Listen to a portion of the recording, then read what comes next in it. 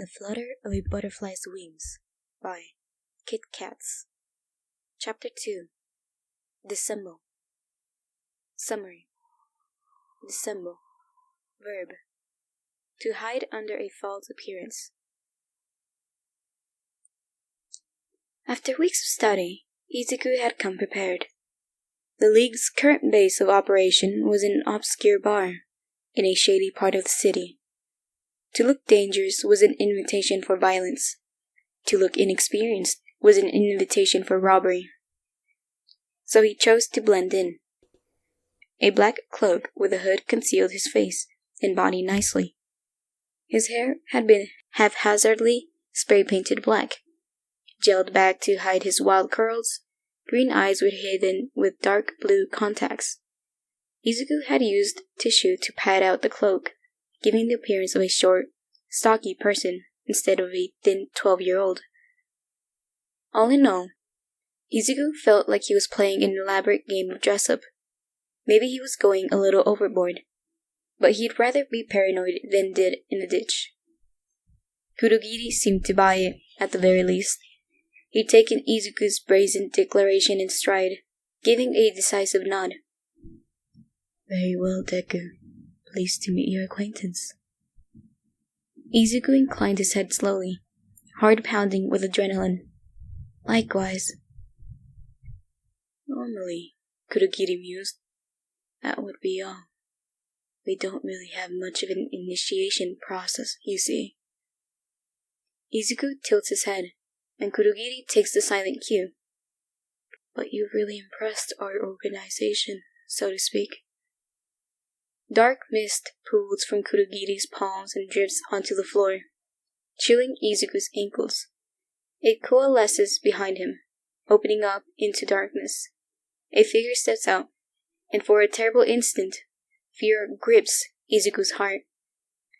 "Allow me to introduce you to All For One, the leader of the League of Villains." Deku was interesting. He had his information. Deku was intelligent, his intel meticulously compiled and chillingly accurate. Competent, seeing as he was able to evade detection for weeks in leaving his information. Cautious, judging by his elaborate disguise, and rightly so. What with the number of enemies he had already made, Kurogiri's assessment had been correct on all accounts. The boy had potential, and he already was an invaluable asset to the League. And yet, Deku had requested no payment, no debts for his services. He didn't hanker after fame and recognition, nor did he barter over petty revenge. He had simply appeared, weeks after weeks, to provide information he knew to be valuable to them. It alluded, All For One concluded, to another, more personal mission. There was a pang of deep anticipation at the thought. It would make Deku all the easier to twist to his will. But no matter. He had let Deku stew in his silence long enough. It was time to get down to business. He lifts his gaze slightly from the swirling red in his wine glass. Deku tenses slightly, almost invisibly, in response. Rather observant. He smooths his voice to a warm, benign tone, keeping it just sincere enough to be believable. "So, you want to join our organization?" The boy didn't drop his guard. "Yes, I feel that my intel will be useful here." "Useful indeed," All For One mused. "So many have offered us intel over the years. And yet, you are the first to offer us information on other villains, rather than on heroes. Trying to take us down from the inside, are you?" An interested party, or a hired spy with second-hand information? All For One waits for the boy to bluster, to try for charm, or to snap some defensive wit. But Deku only settles back into an easy confidence, like he'd prepared for the response. "The League is in no position to strike at the heroes now," Deku says, tilting his head in thought. The heroes now present a largely united front, while existing villains organizations are in disarray. While the League is currently the largest operating villain organization in Musutafu, numbers pale in comparison to when it was at its peak. Yet, there are many high-profile villains currently at large, even fragments of the Yakuza acting as independent groups. Therefore, it would be in the League's best interest to coerce solo villains into joining, to shore up manpower and regain control of the underground first. Deku leans back, lacing his fingers loosely on the table. Am I right? All for One nods approvingly. Yes, a succinct summary of our current situation. The boy gives a short nod, which is why I would like to provide my services to the League. But why here? With your skills, you could be a private investigator. Someone famous. Respected. Wealthy. All for One leans close and adds a touch of challenge to his words. Why a villain? Deku starts at the intrusion, and he stares at All for One, clearly thrown off kilter. When he speaks, his words falter, tripping with hesitation.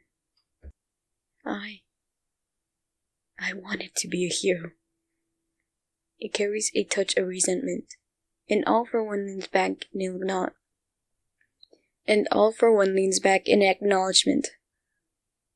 It was my childhood dream, but I'm quirkless.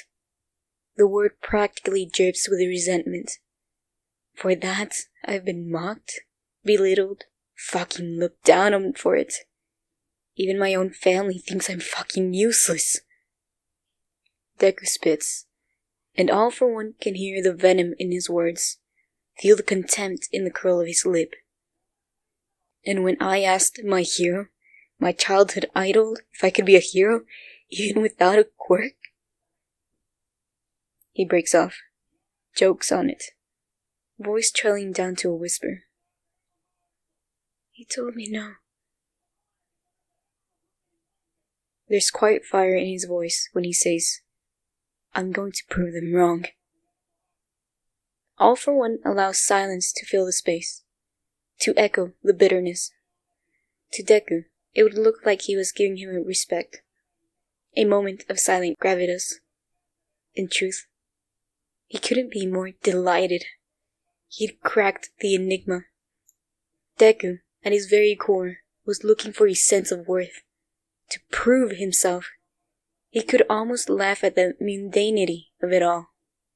Here was a boy shunned by society, his childhood dreams lying broken at his feet, seeking for a purpose. All he had to do was take advantage of that. To sow seeds for revenge, for bitterness, and Deku would undoubtedly unquestionably loyal to the League. Maybe he could even give Deku a quirk later on, to permanently ensure his gratitude and loyalty.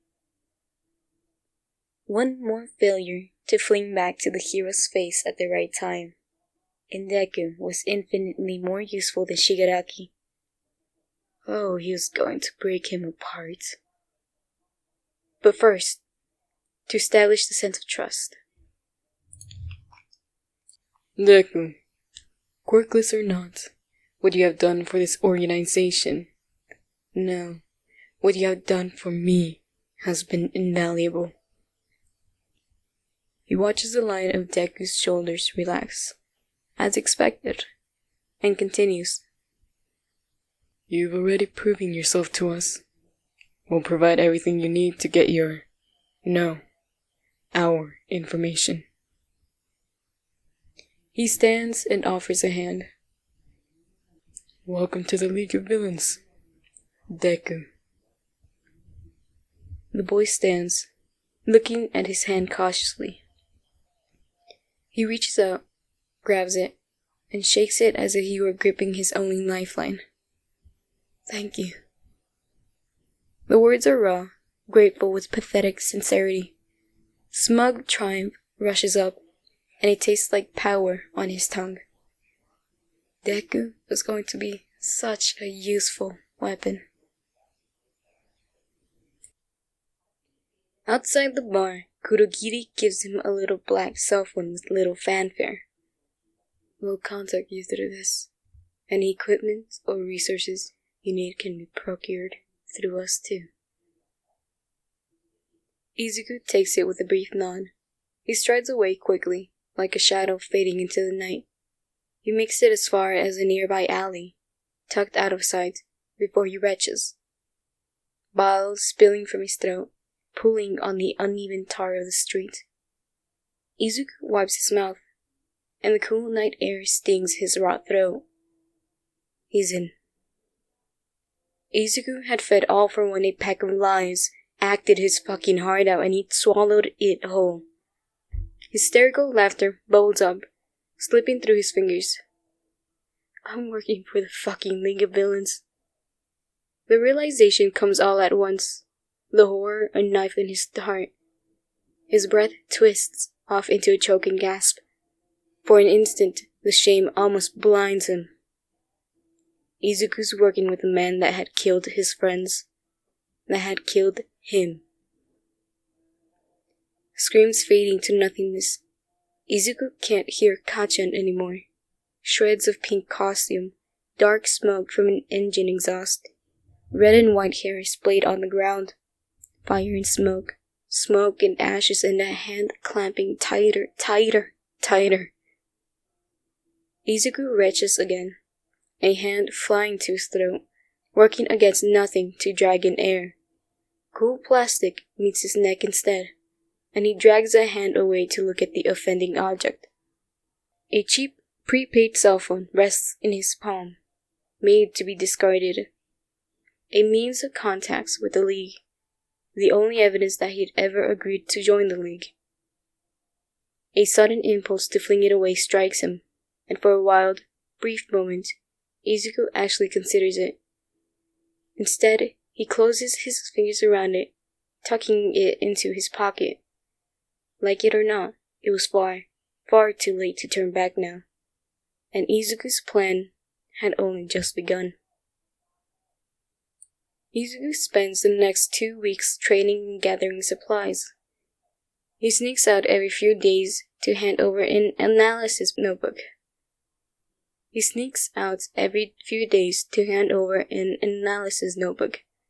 no use in keeping up with the pretense anymore, after all, and he'd always been fast at compiling his notebooks. And Izuku had handed over the last book yesterday. He'd gotten a text today. The phone buzzes only once, and the message reads, "This is K. Need books on heroes ASAP." Izuku nervously taps out a message, the words hesitant beneath sweaty fingers. Let me handle them instead. He sends it, and his anxiety mounts, frantic and writhing in the pit of his stomach. Most of his plans hinged on preventing the League from going after heroes for the next few months. Izuku could only hope that he'd impressed All For One enough to earn his trust. The phone buzzes again, and Izuku almost drops it in shock. The small screen displays a single text notification. Fine. Results in 2 weeks' time. Relief washes over him, and Izuku lifts a hand to scrub tiredly at his face. Okay, great. That was settled. Now for the next. He sits at his desk, fingers flying over the keyboard. His computer screen lights up, and characters appear in the search bar. Erasure, hero, erase your head. A slight, fond smile touches Izuku's lips. It was going to take a lot of research to impress his former teacher.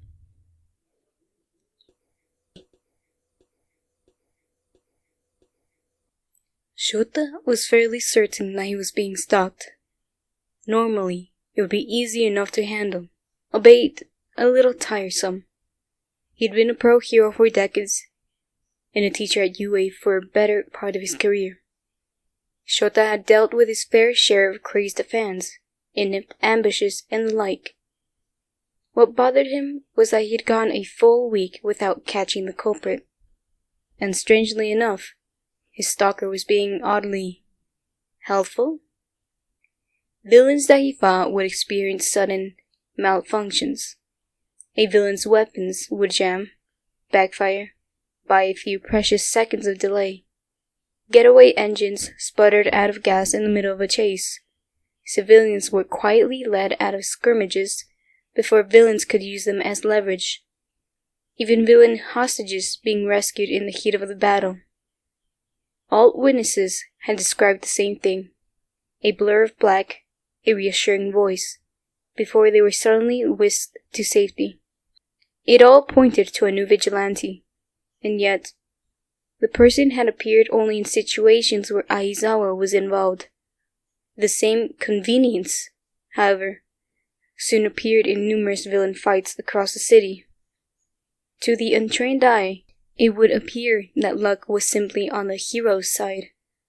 Luckily, Shota had a very trained eye. Someone was trying to impress him.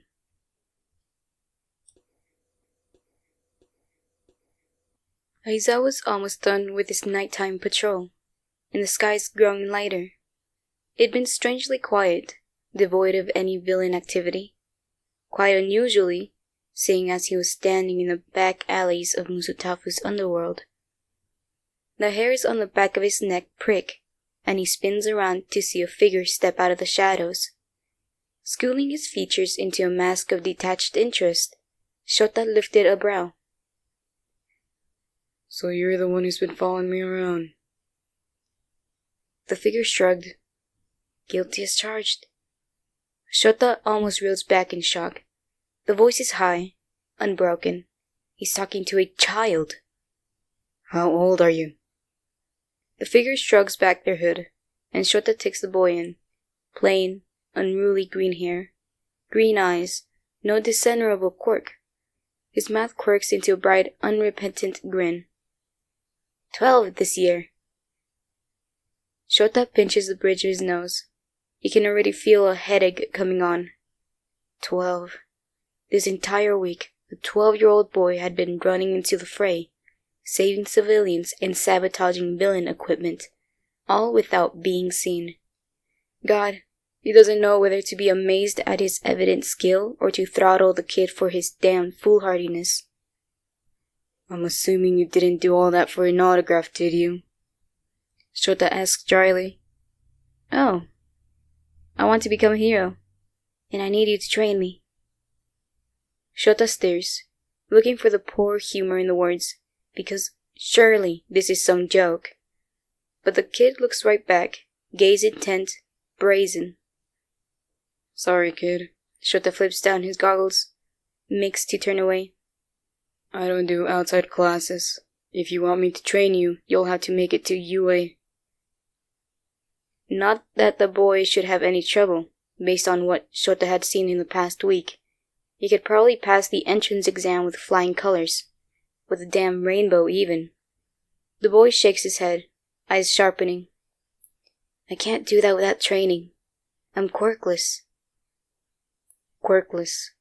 Shota's eyebrows rise. The boy continues talking. I can do small things, like sabotage equipment or guide away civilians, but I can't fight. He meets Shota's eyes. I don't know how to fight without a quirk. Kid, you do realize I fight with a quirk, right? Shota quips sardonically. The boy shakes his head, eyes lighting up with a fervor. Yes, but your quirk only puts your opponent on the same level as you, and it's got too many limitations to be reliably useful. Your fighting style doesn't focus on quirk usage, but more on traditional hand-to-hand combat. Shota's eyebrows climb higher. People tended to view his quirk as a trump card in a world full of quirk users. Few managed to see how limited it truly was. He'd made up the difference through hours of hard work, training till the people forgot that his quirk hadn't come with lightning reflexes or combat skills. Perceptive then, with a good head on his shoulders, the boy seemed almost too old for his age. He makes eye contact with Shota, and with a naked determination makes his eyes shine. Please take me in as your student, Aizawa-san. Shota closes his eyes, heaving out a weary sigh. Damn kid and his single-minded recklessness. Even if he refused, the boy would likely continue to run headlong into danger until he wound up dead in a ditch somewhere. It was probably best to keep an eye on him. Besides, he only refused to teach those with no potential, and this boy practically blazed with it. Fine. The kid perks up, and Aizawa stifles a groan. Children. What's your name, kid? Midoriya Izuku. Izuku's eyes glint, like the light off the barrel of a gun, and his smile shines like a sharpened steel in the glow of the rising sun. He looks ready to take on the world through force of will alone. Shota, for his part, desperately needs a drink. 12 years old. Honestly,